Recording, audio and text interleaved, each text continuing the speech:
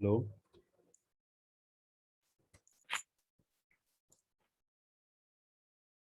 Hello.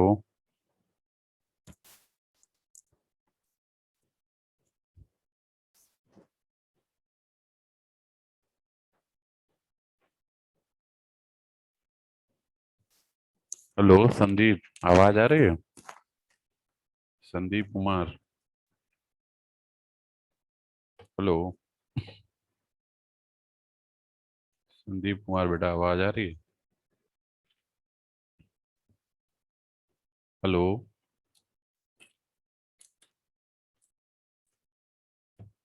Hello.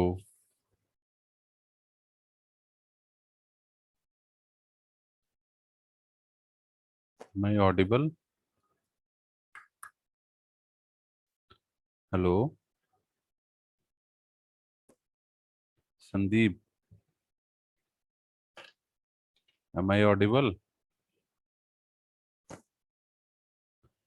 Disconnect हो गया।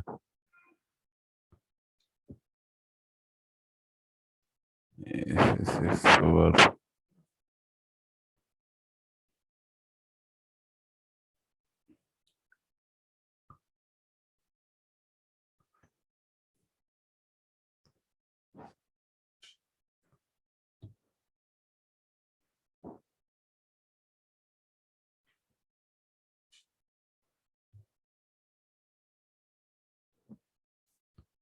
Hello.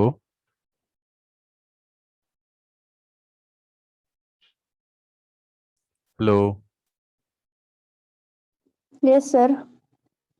Voice आ रही है मेरी? Yes sir. ठीक।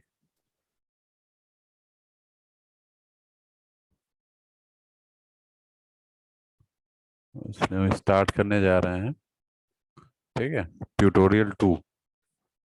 फर्स्ट वाले ट्यूट में तो सारे क्वेश्चन हो गए होंगे आई थिंक। बचे थे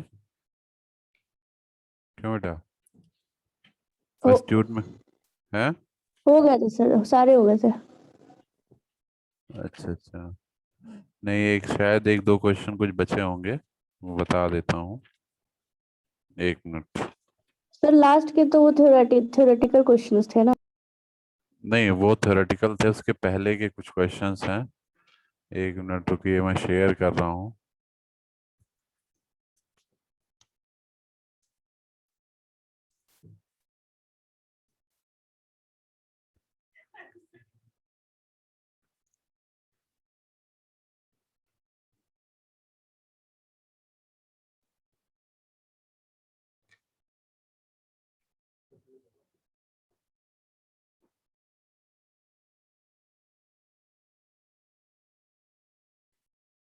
एक मिनट रुकिए, मैं शेयर कर रहा हूँ, बता दीजिएगा अगर कहीं कोई डाउट होगा। ठीक है।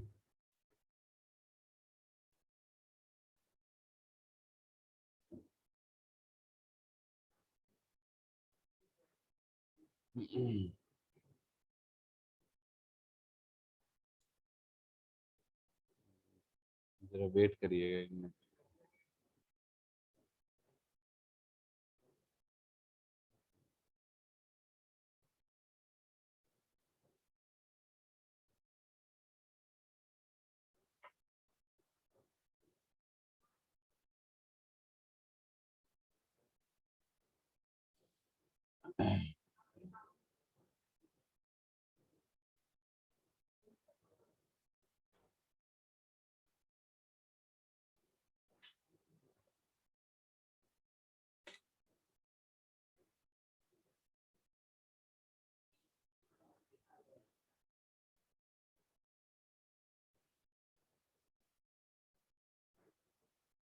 ये दिख रहा है सभी को ट्यूटोरियल शीट? अब इसमें बताइए कि ये मैं लास्ट वाले जो क्वेश्चंस हैं आपके, from you can see question 11 12 13 14 15 16 17, ये हो गए हैं? तो इससे पहले तो मैंने सब करा ही दिए हैं। ये वाले बताइए, ये सारे क्वेश्चन हो गए हैं क्लास? यस सर, हो गए थे। अच्छा। इसमें कोई किसी को डाउट तो नहीं है किसी क्वेश्चन में? वैसे ये सिंपल सिंपल ही है, एक बार मैं वैसे कंक्लूड कर दे रहा हूँ आपको, किसी को कोई डाउट हो तो एक बार फिर से पूछ लीजिएगा। देखिए ये वाले में है find the gradient of the following scalar field. तो ये आपको यहाँ पे ग्रेडियंट फाइंड करना है। Gradient you all know, gradient is the dot product of a scalar with the del operator. ठीक है, तो इसमें कुछ नहीं करना है, ये तो सिंपल है, इसमें आपको डॉट प्रोडक्ट ही निकालना है। तो जैसे ये क्वेश्चन है, इसका ए पार्ट है, तो आपको डेल डॉट यू निकालना है। ठीक है, और डेल जो आप रखेंगे ये ध्यान रखिएगा एज पर द कोऑर्डिनेट्स आप रखेंगे। तो जैसे ये रो 5z के फॉर्म में गिवन है, ठीक है, रो 5z, तो मतलब ये सिलेंड्रिकल कोऑर्डिनेट है, तो जो डेल रखेंगे वो आप सिलेंड्रिकल कोऑर्डिनेट के लिए रखेंगे। ठीक है, तो डेल हो जाएगा आपका del upon del rho into rho cap plus 1/रो del upon del phi into phi cap plus del upon del Z into Z cap, ये डेल रखेंगे। ठीक है ना, और यू के साथ ये जो यू गिवन है इसके साथ इसका डॉट प्रोडक्ट कर लेंगे तो आपको आंसर मिल जाएगा। Getting my point. ऐसे ही आपका ये v है, v का भी यही डेल डॉट v ही आपको निकालना है। ठीक है, ग्रेडियंट निकालना है। यहाँ v आप देखिए r थीटा फाई में गिवन है, और ये r थीटा फाई किसके कोऑर्डिनेट है, स्फेरिकल कोऑर्डिनेट सिस्टम है, तो उसके लिए जो डेल आप रखेंगे वो स्फेरिकल कोऑर्डिनेट का रखेंगे। ठीक है, ये ध्यान रखिएगा। इसके बाद हमारा जो नेक्स्ट फेज है क्वेश्चन का, दैट इज क्वेश्चन नंबर 12। इसमें हम लोगों ने डाइवर्जेंस निकालना है, उसके बाद इसका डेल निकालना है x square y z. Divergence आपको अगेन पता है डॉट प्रोडक्ट होता है वेक्टर का विद द डेल ऑपरेटर, तो डेल डॉट ए निकालना है। ए वेक्टर आपको गिवन है, ये simple x Y z coordinate में गिवन है, तो इसका मतलब ये कार्टेशियन कोऑर्डिनेट में गिवन है। ठीक, del by del x into A x cap, del by del y into A Y cap, del by del Z into A Z cap. ठीक, इसका डॉट प्रोडक्ट करेंगे किसके साथ, ए वेक्टर के साथ। ए वेक्टर आपका गिवन है 3x square A x cap plus 5x square Y square A Y cap plus X Y Z square A Z cap. तो बहुत सिंपल है, तो ये आपका निकल गया होगा I think. Del dot product हमने बताया था, यूनिट वेक्टर्स जो सिमिलर वाले होते हैं वो 1 देते हैं डॉट प्रोडक्ट पे, और डिसिमिलर वाले 0 देते हैं। कहने का मतलब है कि ए एक्स का जो ए एक्स से डॉट प्रोडक्ट होगा वो आपको 1 रिजल्ट देगा, ए वाई का ए वाई से जो डॉट प्रोडक्ट होगा वो भी आपको 1 देगा, ए जेड का ए जेड से जो होगा वो भी 1 देगा। लेकिन जो डिसिमिलर है, ए एक्स का ए वाई से ये 0 देगा, ए वाई का ए जेड से भी 0 देगा। ठीक, और ए एक्स का ए जेड से ये भी 0 देगा। डिसिमिलर्स वाले सब 0 होते हैं, सिमिलर वाले डॉट प्रोडक्ट 1 होते हैं। ठीक है, इस तरह से आपका क्वेश्चन नंबर 12 हो जाएगा। उसके बाद हाँ, इसी में एक पार्ट ये भी है कि डेल ऑपरेटर आपको निकालना है एक्स स्क्वायर वाई जेड का, तो del of x square y z. ठीक, ये भी वही है, x square y z is again your cartesian coordinate point. तो डेल ऑपरेटर आप कार्टेशियन वाला रख देंगे, इसका डॉट प्रोडक्ट कर देंगे तो आपको आंसर मिल जाएगा। ठीक है, इसके बाद जो नेक्स्ट क्वेश्चन है, नेक्स्ट क्वेश्चन है 13। इसमें क्या करना है, गॉस डाइवर्जेंस थ्योरम यूज करना है इवेल्युएट करने के लिए ये। तो गॉस डाइवर्जेंस थ्योरम और फंक्शन एफ की वैल्यू आपको गिवन है ये। ठीक है, 4x z A x cap minus y square A Y cap plus y z A Z cap. तो इसमें लिमिट्स बाउंड्रीज भी आपको गिवन है, एक्स आपका 0 से 1 के बीच में, वाई 0 से 1 के बीच में, जेड 0 से 1 के बीच में। तो इसमें कुछ नहीं करना आपको, सिंपली गॉस डाइवर्जेंस थ्योरम आपको स्टेटमेंट पता होना चाहिए कि गॉस डाइवर्जेंस थ्योरम क्या कहता है, सरफेस इंटीग्रल, जैसे एफ फंक्शन दिया तो एफ फंक्शन का सरफेस इंटीग्रल इक्वल होगा volume integral of the divergence of that function f dv. ठीक है, तो डेल डॉट एफ निकाल लीजिए, क्योंकि ये तो आपको निकालना ही है, तो आपको ये वाला पोर्शन सॉल्व करना पड़ेगा। तो ये जो फंक्शन दिया है इसका डेल डॉट एफ निकाल लीजिए। डेल क्या रखेंगे, कार्टेशियन कोऑर्डिनेट में फंक्शन गिवन है, तो डेल हो जाएगा del by del x into A x cap plus del by del y into A Y cap plus del by del Z into A Z cap. ठीक है, और इसको किससे डॉट प्रोडक्ट करेंगे, एफ के साथ। एफ की वैल्यू है 4xz x cap minus y square A Y cap plus y z A Z cap. Dot product कर दीजिए और यहाँ ट्रिपल क्या है, ट्रिपल इंटीग्रेशन। देखिए ध्यान रखिएगा, ये ट्रिपल इंटीग्रेशन किसको रिप्रेजेंट कर रहे हैं, एक्स वाई जेड को। एक आपका एक्स है, एक वाई है, एक जेड है। तो ये एक्स है, ये वाई है, ये जेड है, ये ध्यान रखिएगा। ठीक है, तो यहाँ एक्स की लिमिट लगाएंगे, जेड इज 0 to 1। वहाँ वाई की लिमिट 0 to 1 और जेड की लिमिट 0 to 1। ठीक है, बाकी लास्ट में जो डीवी आएगा, sorry d s d y d z, वो इस रेस्पेक्टिव इंटीग्रल्स के फॉर्म में इंटीग्रेट हो जाएगा। ठीक है, क्लियर। पहले तो आप ये डॉट प्रोडक्ट निकालेंगे और डेल बाई डेल एक्स का 4xz के साथ करेंगे तो कितना आएगा, 4z आ जाएगा, क्योंकि x का तो 1 हो जाएगा partial derivative. Del by del y का इसके साथ करेंगे तो -2y आ जाएगा। ठीक है, और लास्ट में आपका डेल बाई डेल जेड का करेंगे तो 4 आ जाएगा यहाँ से। ठीक है, और बाहर आपका आ जाएगा डीवी। डीवी का मतलब d x d y d z. ये जो डीवी है इसका क्या मतलब है, d x d y d z. Volume है ना, volume is the multiplication of all x Y z. ठीक है, बस जो हो गया। एक बार एक्स के लिए सॉल्व करिए, एक बार वाई के लिए सॉल्व करिए, एक बार जेड के लिए सॉल्व कर लिए और आंसर आ जाएगा। कर लेंगे इसको, एक्स का कंपोनेंट है ही नहीं। आप बताइए, कर लेंगे। जैसे मैंने बताया होगा आप लोग को ये क्वेश्चन पहले भी। 14th क्वेश्चन है, find out the curl of the following vector. तो कर्ल में तो कुछ नहीं सर, क्रॉस प्रोडक्ट निकालना है। क्रॉस प्रोडक्ट मतलब डेल क्रॉस ए। ठीक है, क्रॉस प्रोडक्ट के लिए हमने आपको तरीका बताया था मैट्रिक्स फॉर्म में सॉल्व करने का। ठीक है, इस तरीके से कर लेंगे बेटा सभी लोग। यहाँ आपका आ जाएगा ए वेक्टर, यहाँ ए एक्स वेक्टर, यहाँ ए वाई वेक्टर और ए जेड वेक्टर कंपोनेंट आ जाएगा। ए एक्स वेक्टर आपको गिवन है, ये A y captor, A y vector ये गिवन है, ए जेड वेक्टर ये गिवन है। ये रख लीजिए, आंसर आ जाएगा। Similarly you will do for B. Second वाला पार्ट जो है उसमें आपको ये ध्यान रखना है, जो सेकेंड पार्ट है उसमें आप ये देखिएगा कि ये आपका रो फाइव जेड फॉर्म में गिवन है, तो ये सिलेंड्रिकल कोऑर्डिनेट में गिवन है। ठीक है ना, सिलेंड्रिकल कोऑर्डिनेट के लिए भी हमने आपको बताया था मैट्रिक्स सॉल्व करने का तरीका। ठीक है, यहाँ आ जाएगा रो कैप, यहाँ आ जाएगा फाई कैप, यहाँ आ जाएगा जेड कैप। रो कैप की जगह आ जाएगा del by del rho, phi cap की जगह क्या आ जाएगा 1/रो del by del phi, Z cap की जगह डेल बाई डेल जेड। यहाँ क्या आ जाएगा, यहाँ क्या आ जाएगा ए रो ए फाई और ए जेड। ठीक, ए रो ए फाई ए जेड क्या है, ये है ए रो ए फाई और ए जेड। ठीक है, क्लियर है सभी को, कर लेंगे सभी लोग, बताइए।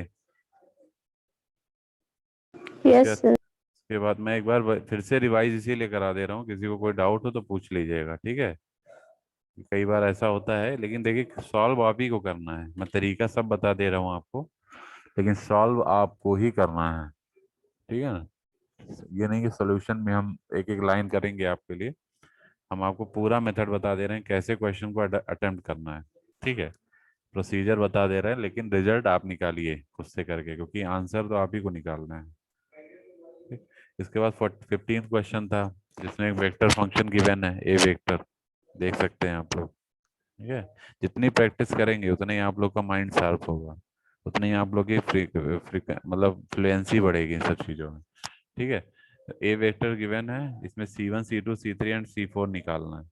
For what A vector is irrotational and solenoidal.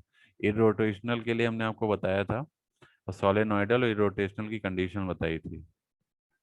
Irrotational की क्या कंडीशन होती है, डेल क्रॉस ए, एक वेक्टर ए रोटेशनल होगा अगर del cross A is equal to 0 हो। ठीक है, और सोलेनोइडल होगा, सोलेनोइडल कब होगा, जब del cross A, sorry del dot A क्या हो जाए 0 के बराबर हो। तो एक बार क्रॉस प्रोडक्ट एक बार डॉट प्रोडक्ट निकालेंगे तो उससे आपको C1 C2 C3 और C4 मिल जाएंगे। कर लेंगे इसको या मैं बता दूं, कर लेंगे या बता दूं इसको। देखिए, जो क्रॉस प्रोडक्ट आप निकालेंगे इससे आपको तीन टर्म मिलेंगे, C1 C2 और C3, और जब डॉट प्रोडक्ट निकालेंगे तो C4 मिलेगा। ठीक है। एक चीज इसमें आप ध्यान रखिएगा, स्पेशली क्रॉस प्रोडक्ट में, कि जब आप क्रॉस प्रोडक्ट निकालेंगे तो जो आपका जो फंक्शन बन के आएगा फाइनली, वो कुछ इस तरीके से आएगा, ए एक्स कैप, ठीक, ए एक्स की यहाँ कोई वैल्यू आएगी, न्यूमेरिकल वैल्यू, ठीक है, plus something into A Y cap plus something into A Z cap.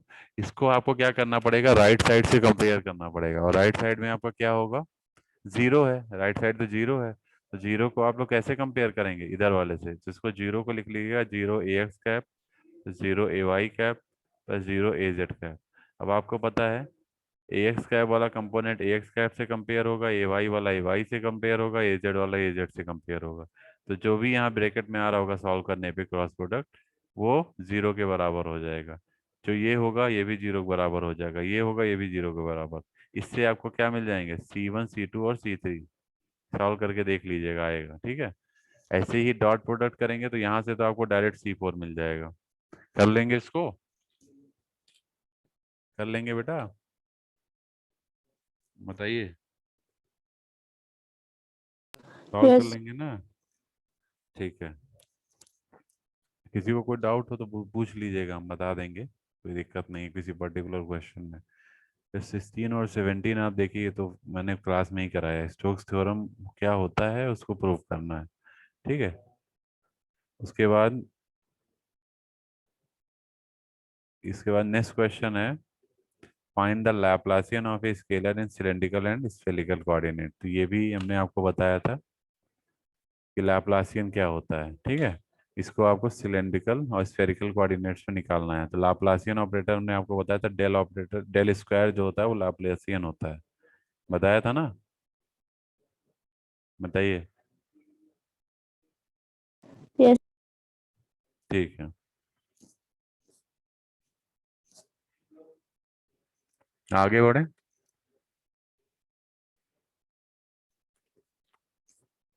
आगे बढ़े बेटा, हैं, कर लेंगे अब, ये सारे क्वेश्चन हो गए मेरे एंड से, ठीक है। पहली ट्यूट के अब में कुछ बचा नहीं है इसमें। बाकी ऊपर वाले तो मैंने शायद आपको सारे ही करा दिए थे, ऊपर वाले में कोई डाउट नहीं था, ऊपर वाले सारे क्वेश्चन हमने करा दिए थे, इससे ऊपर जितने भी हैं ये भी करा दिए होंगे, 9th और 10th, 9th 10th करा दिया था, बताइए। 9th में भी कुछ नहीं है, डी वेक्टर आपको गिवन है और डी डॉट डी एस निकालना है, बहुत आसान है।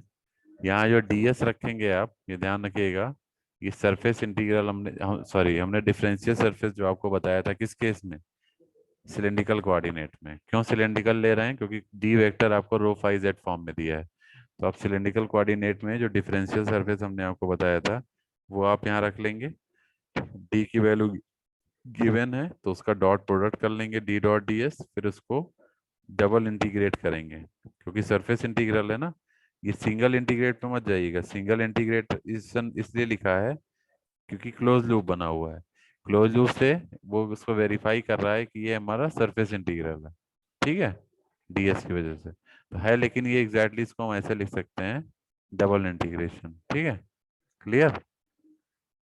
तो हमें डी डॉट डी एस जब आप निकालेंगे तो दो फॉर्म, या तो ये d rho d phi form में आएगा, या d phi d z form में आएगा, या आपका d rho d z form में आएगा।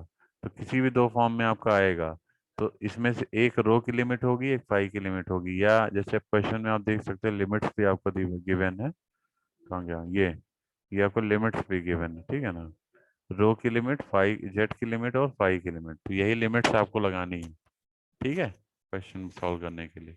अगर मान लीजिए रो और डी फाई के फॉर्म में आता है, तो रो की लिमिट आप क्या लगाएंगे, 0 to 5, तो एक लिमिट आपका 0 से 5 हो जाएगा, और सेकंड वाला जो है फाई, फाई 0 to 2 पाई, तो फाई आपका 0 to 2 पाई हो जाएगा, ठीक है, कर लेंगे, इस तरीके से इसको भी सॉल्व कर लेंगे। सबके आंसर्स हम आपको भेज भी देंगे, सोल्यूशन इसका, ठीक है, जो भी क्वेश्चंस हमने आपसे डिस्कस किए सारे सॉल्यूशंस हम आपको भेज भी देंगे। लेकिन अभी आप लोग एक बार खुद से करिए, ठीक है। Just try by yourself. बाकी मैं तो जो भेजूंगा भेज ही दूंगा। अब हम लोग आते हैं ट्यूटोरियल 2 पे। बाकी सप्लीमेंट्री क्वेश्चंस हैं, शॉर्ट आंसर टाइप क्वेश्चंस हैं, वो आपको खुद से ही करने हैं। ये देख लीजिए, नीचे मैं दिखा देता हूँ। ये आप देख सकते हैं, ये सप्लीमेंट्री क्वेश्चंस हैं, ये आप खुद से ट्राई करिए। शॉर्ट आंसर टाइप क्वेश्चंस हैं 1 to 10, ये आपके इंपॉर्टेंट हैं, पहले आए भी हुए हैं, इसको भी देखना है आपको। ठीक है, क्रॉसवर्ड पजल है, ये सब खुद से करना है आपको। अब हम लोग आते हैं सेकंड ट्यूटोरियल पे। समझ में आ गया बेटा सभी को यहाँ तक? कोई डाउट किसी को? Hello Sejal, any doubt? No sir. एक चीज और ध्यान रखिएगा, मैं पहले ही बता दे रहा हूँ कि जो बच्चे ट्यूट को सीरियसली नहीं अटेंड कर रहे हैं वो अपने मार्क्स लूज करेंगे, मैं बता दे रहा हूँ। ट्यूट की बहुत वेटेज है, क्योंकि ये ऐसा सब्जेक्ट है, इसमें न्यूमेरिकल बहुत इंपॉर्टेंट है। और आप ये सोचो हम ट्यूट से स्किप कर दें, ये कर दें, वो कर दें, और उसके बाद हम जो है, तो इससे काम नहीं चलेगा, मैं बता दे रहा हूँ। ठीक है, ट्यूट पे बहुत फोकस है, ट्यूट आपको अच्छे से अटेम्प्ट करना है। ठीक है, क्योंकि हम ट्यूट में ही न्यूमेरिकल ज़्यादातर डिस्कस करेंगे। बाकी अदर क्लासेस में तो इतने न्यूमेरिकल हो नहीं पाते हैं। ठीक है, क्योंकि आपको पता है सिलेबस भी लेंदी है, तो हमको थोड़ा डेरिवेशन और वो सब कराने में टाइम लगता है। तो ये चीज़ आपको ध्यान रखना है कि न्यूमेरिकल ज़्यादातर हम क्लास में ट्यूट में डिस्कस करेंगे, मैक्सिमम न्यूमेरिकल। ठीक है, और आप भी अपने क्वेरीज पूछ सकते हैं, you are free to ask anything whatever I have teach you till now. ठीक है, ओके। आप तो अपने क्वेश्चंस भी लेके आइए, पूछिए, जिससे आपका कॉन्सेप्ट क्लियर हो। और ये एक ऐसा सब्जेक्ट है that is very much important regarding your engineering services preparation और योर गेट एग्जाम प्रिपरेशन। ठीक है, क्योंकि उसमें पहले क्या होता था, एंटीना और ईएमएफटी दो अलग अलग सब्जेक्ट चलते थे। ईएमएफटी सेकेंड ईयर में पढ़ाया जाता था, एंटीना थर्ड ईयर में पढ़ाया जाता था। अब क्या किया है एकेटीयू ने कि दोनों को मर्ज किया है। दोनों का मतलब एंटीना और ईएमएफटी को एक ही में मिला दिया, मतलब 2 यूनिट एंटीना की, 2 यूनिट ईएमएफटी डाल दिया, 3 यूनिट एंटीना की डाल दिया है। ठीक है, तो अगर आप इस एक सब्जेक्ट को अच्छे से पढ़ लेते, और दोनों से ही गेट में क्वेश्चन आते हैं। ठीक है, तो दोनों को अगर आप, मतलब एक ही सब्जेक्ट आपका हो गया है, तो अगर इस एक सब्जेक्ट को अगर आप अच्छे से पढ़ लेते हैं, तो इट मीन्स कि गेट में आपको दो अलग अलग सब्जेक्ट शायद नहीं पढ़ने पड़ेंगे। समझ में आ रहा है बेटा? बताइए। Yes sir. ठीक है, तो गेट की तैयारी आप लोग करेंगे ही आगे चल के, बहुत सारे बच्चे करेंगे तो जो टेक्निकल लाइन में रहना चाहेंगे। ठीक है, तो अगर आपको रहना इस फील्ड में, तो आपके लिए बेटर है कि आप ऐसे सब्जेक्ट्स को जरूर अच्छे से पढ़िए जो आपके examination, competition, GATE, ES, engineering services, इन सब से लिंक करते हो, कि उसका आपको हमेशा फायदा मिलेगा। ठीक है, हाँ, तो ये चीज़ ध्यान रखिए। ये नहीं कि आप जो मेन सब्जेक्ट हैं, जैसे ये जो मैं पढ़ा रहा हूँ, ये बहुत मेन सब्जेक्ट है आपका, स्पेशली इसमें 2 सब्जेक्ट आपके कैरी हो गए, एंटीना और ईएमएफटी दोनों। तो ये बहुत इंपॉर्टेंट पार्ट है आपका। इसमें किसी गेट में आप देख लीजिएगा, प्रीवियस ईयर गेट में बहुत सारे क्वेश्चन पूछे गए। ठीक है, तो ये आपको ध्यान रखना, उस फोकस को बनाते हुए आप पढ़ाई करिए कि हमको कंपटीशन की तैयारी करनी है। तो उसके बिहाफ पे अगर आप पढ़ोगे तो आपके लिए एक अच्छा एक मतलब एसेट तैयार होगा। ठीक है, ये चीज़ ध्यान रखिएगा। सब्जेक्ट भी तैयार हो जाएगा, मार्क्स तो अच्छे आ ही जाएंगे। ठीक है, तो अलग से आपको बहुत मेहनत नहीं करनी पड़ेगी, और मैं कोशिश यही करता हूँ कि ज़्यादा से ज़्यादा सारी चीज़ें कवर कर लेता हूँ। ठीक है, मेरी कोशिश यही रहती है कि कोई चीज़ छूटने ना पाए। ओके, तो ये क्वेश्चन देखिए, अब ट्यूटोरियल 2 की हम बात कर रहे हैं, जो कि आपका इलेक्ट्रोस्टैटिक्स एंड मैग्नेटोस्टैटिक फील्ड से रिलेटेड है। ठीक है, तो इसमें अगर आप देखें तो पहला क्वेश्चन आपको दिख रहा होगा, define electric field intensity of electric field due two point charge. Sorry, find intensity of electric field due two point charge. ये हमने निकलवाया आप लोग को, बताइए, निकलवाया है नहीं निकलवाया है? हमने निकलवाया था जब ये यूनिट शुरू किया था, सेकंड वाला। बताइए। इलेक्ट्रिक फील्ड इंटेंसिटी निकलवाए हैं क्लास?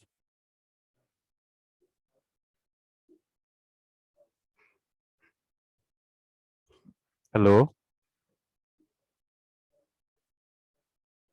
हेलो सेजल, आवाज आ रही है?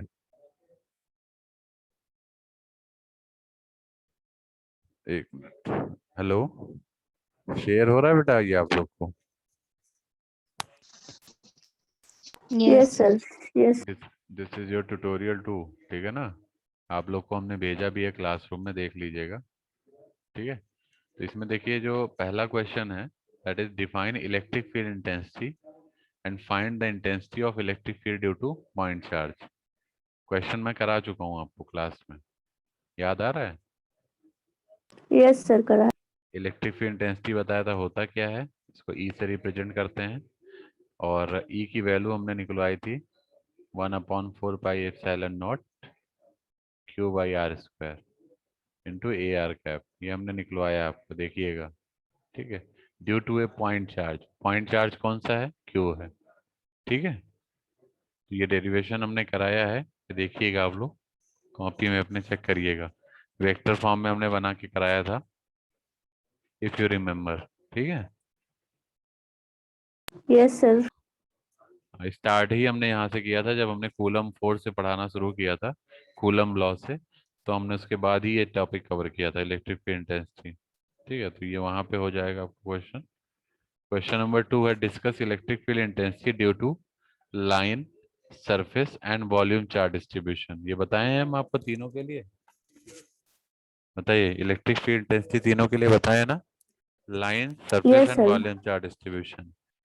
ये हमने बताया था आपको, ई की वैल्यू, जो ई होता है हमारा 1/4 pi epsilon naught Q by are square into A are cap होता है। अब अगर मान लीजिए लाइन के लिए लिखते हैं आप, फॉर लाइन, तो लाइन के लिए क्या हो जाएगा? Q is equal to line integration rho L into DL, यही होगा।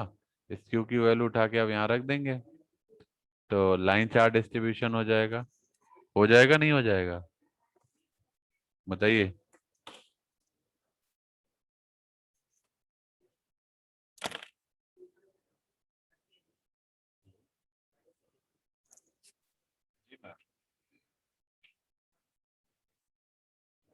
ले रहे हैं मैम, बताइए। अच्छा,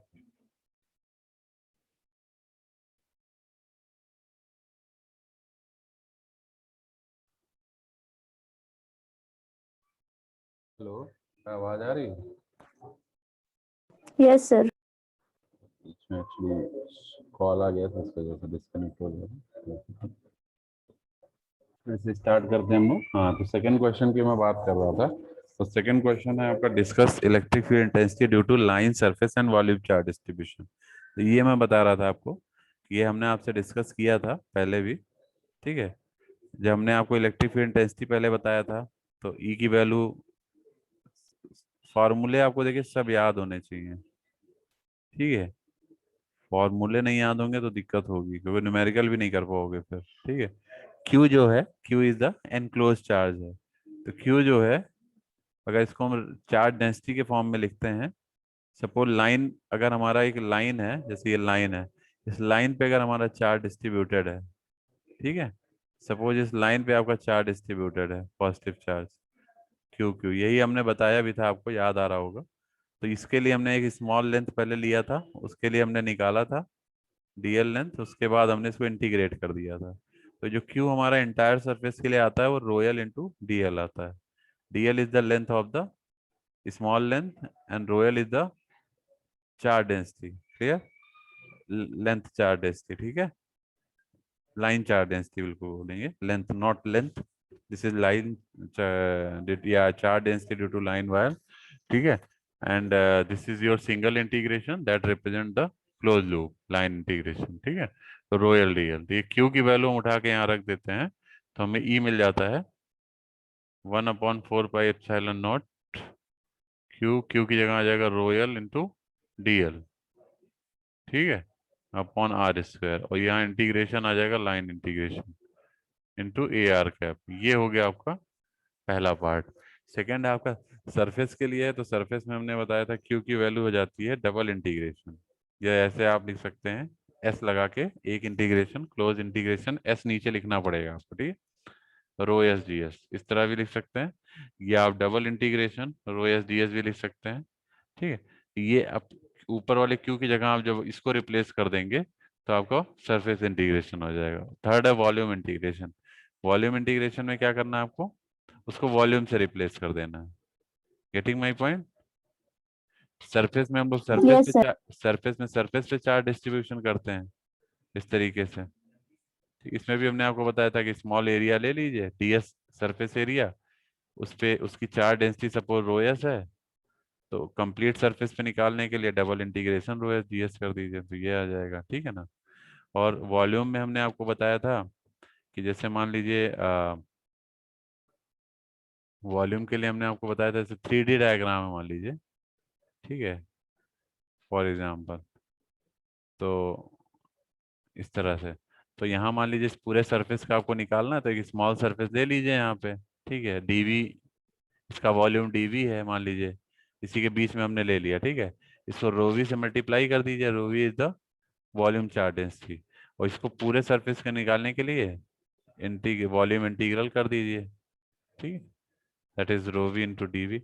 ये आपको दे देगा charge distribution over entire volume, ठीक है। तो ये क्यू की वैल्यू आप कहाँ रख दीजिएगा, इलेक्ट्रिक फील्ड इंटेंसिटी के फॉर्मूले में रख दीजिएगा, that is 1/4πε0 into Q by, Q की जगह ऊपर क्या आ जाएगा, triple integration V rho V D V by are square into A are cap.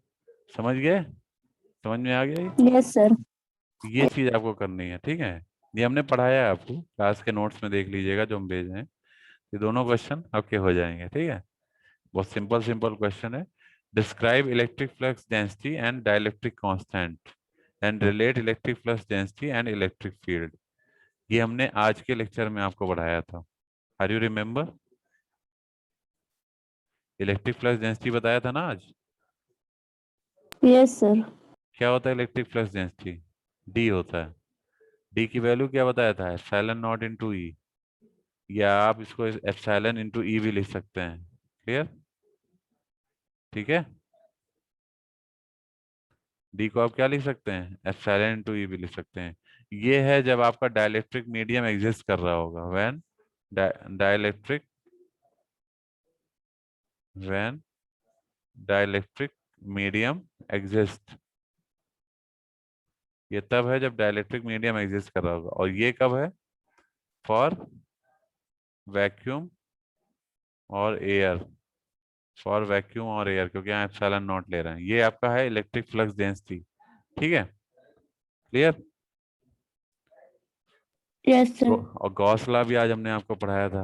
Gauss law में हमने आपको बताया था जो एनक्लोज चार्ज होता है, एनक्लोज चार्ज, वो फ्लक्स के बराबर होता है, फ्लक्स लाइंस जो पास हो रही होती हैं उस सरफेस से, उसके बराबर होता है, ठीक है। इसको हमने इस फॉर्म में भी आपको बताया था, Q is equal to psi, Q enclose is equal to psi is equal to surface integral D dot ds। याद आ रहा है, आज बताया था गॉस लॉ में, ठीक है। तो ये आपका इलेक्ट्रिक फ्लक्स डेंसिटी है, ठीक है। डाइलेक्ट्रिक कांस्टेंट आप लोग जानते ही हैं कैसे रिप्रेजेंट करते हैं, ठीक है। फिर relate electric flux density and electric field, तो डी को ई से रिलेट करना है। डी को ई से कैसे रिलेट करेंगे, D is equal to epsilon into E, यही तो होता है, बोलिए। यस। तो डी और ई का ही रिलेशन है ना, ठीक है।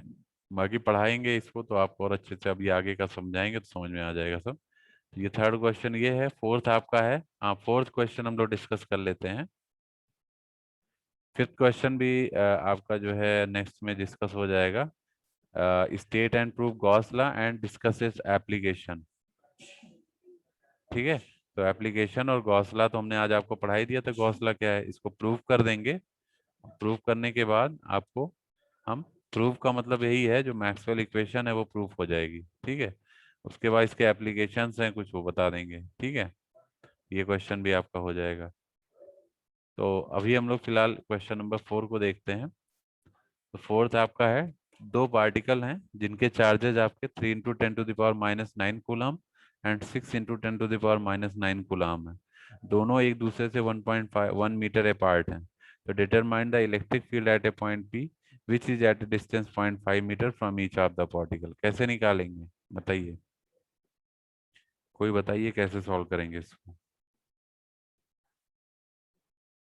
कोई बताएगा, कोई बताएगा बेटा कैसे सॉल्व करेंगे?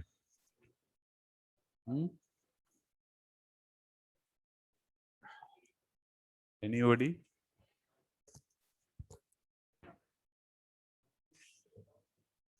एनी वन ऑफ यू, कोई बताएगा इसको कैसे सॉल्व करेंगे? Sejal, are you there? Yes sir. बताओ बेटा कैसे सॉल्व करेंगे इसको?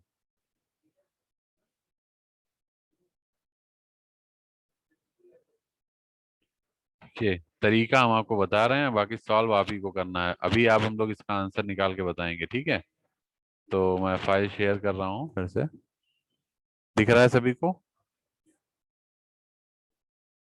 तो देखिए मैं आपको डायग्राम फॉर्म में पहले समझा दे रहा हूँ क्या है ये चीज, ठीक है? तो एक चार्ज आपका ये है और एक चार्ज आपका ये है, इसको आप ले लीजिए Q1 और इसको ले लीजिए Q2, ठीक है? दोनों चार्ज एक दूसरे से 1.1 मीटर की दूरी पे हैं। तो जैसे देखिए एक चार्ज ये है, एक चार्ज ये है, ये Q1 है, ये Q2 है। दोनों एक दूसरे से कितनी दूरी पे हैं? 1.1 मीटर की दूरी पे, ठीक है? Determine the electric field at a point P। Electric field आपको कहाँ निकालना है? एक पॉइंट P पे निकालना है। तो P आप ले लीजिएगा इन दोनों के सेंटर पे, यहाँ पे कहीं, यहाँ पे कहीं आपका P आएगा। एक पॉइंट हमने P ले लिया यहाँ पे, ठीक है? जो कि एट ए डिस्टेंस 0.5 मीटर है दोनों पार्टिकल से। तो दोनों से इसकी दूरी जो है, इससे और एक मिनट, इससे दोनों से कितनी दूरी पे है? 0.5 मीटर की दूरी पे है। तो कैसे सॉल्व करेंगे कोई बताएगा? How can sir you solve? Electric field का फॉर्मूला लगा। गुड, इसमें इलेक्ट्रिक फील्ड कंपोनेंट्स आपको लेने पड़ेंगे क्योंकि फील्ड निकालना है P पॉइंट पे, इसकी वजह से भी और इसकी वजह से भी। तो इसके फील्ड कंपोनेंट ले लीजिए। तो देखिए इसको आप थोड़ा आगे बढ़ाएंगे तो इधर बढ़ेगा, इसको आप थोड़ा आगे बढ़ाएंगे तो इधर बढ़ेगा, ठीक है? तो इसके फील्ड कंपोनेंट ले लीजिए, ठीक है? इसका जो है इधर वाले की वजह से जो फील्ड कंपोनेंट आएगा वाई डायरेक्शन में वो इधर आएगा और एक्स डायरेक्शन में इधर आएगा। इधर वाले की वजह से जो फील्ड कंपोनेंट आएगा वो वाई डायरेक्शन में ऊपर इधर जाएगा और एक्स डायरेक्शन में इधर आएगा। Getting my point? समझ में आ रहा है? Yes sir. ठीक है, थोड़ा सा मैं इसको साफ सा डायग्राम बना के दिखाता हूँ। मैं उसमें आपको वर्ड व्हाइट बोर्ड पे समझाने की कोशिश करता हूँ, एक मिनट रुकिएगा। तो व्हाइट बोर्ड पे मैं आपको समझाने की कोशिश करता हूँ, व्हाइट बोर्ड शेयर कर रहा हूँ, ठीक है? ये ट्यूट के ऊपर थोड़ा दिक्कत हो रही है बनाने में, तो फिर आपको आइडिया लग जाएगी, फिर आप हमको बताएंगे कैसे सॉल्व होगा, ठीक है?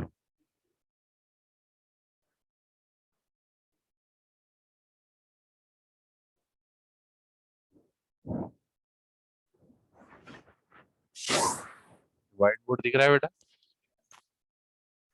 व्हाइट बोर्ड दिख रहा है? Yes sir. कौन सा क्वेश्चन नंबर है? सर 4। और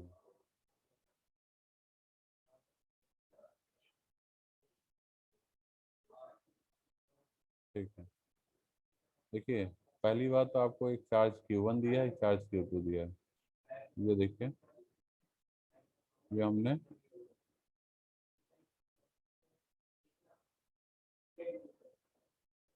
यहाँ ले लिया Q1 और यहाँ ले लिया Q2। दोनों एक दूसरे से 1.1 मीटर की दूरी पे हैं। तो दोनों के बीच का डिस्टेंस, इसको आप स्मॉल r ले लीजिए, ठीक, ठीक है ना? ये और एक पॉइंट P हमने यहाँ ले लिया, जहाँ पे हमें इलेक्ट्रिक फील्ड इंटेंसिटी निकालना है।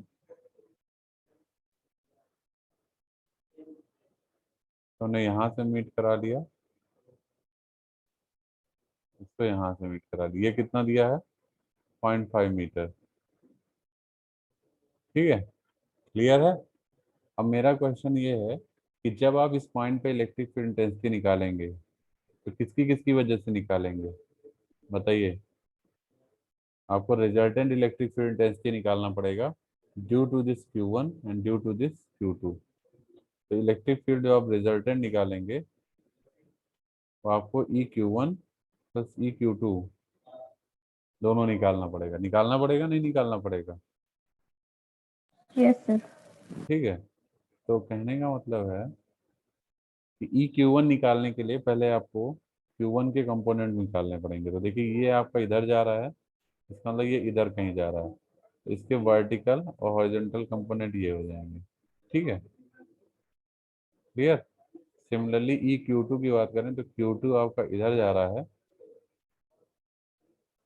Q2 के भी हॉरिजॉन्टल और वर्टिकल कंपोनेंट दोनों का सेम रहेगा, केवल हॉरिजॉन्टल की डायरेक्शन अलग रहेगी, एक में हॉरिजॉन्टल इधर रहेगा एक में इधर रहेगा। ठीक है, क्लियर है। Yes sir.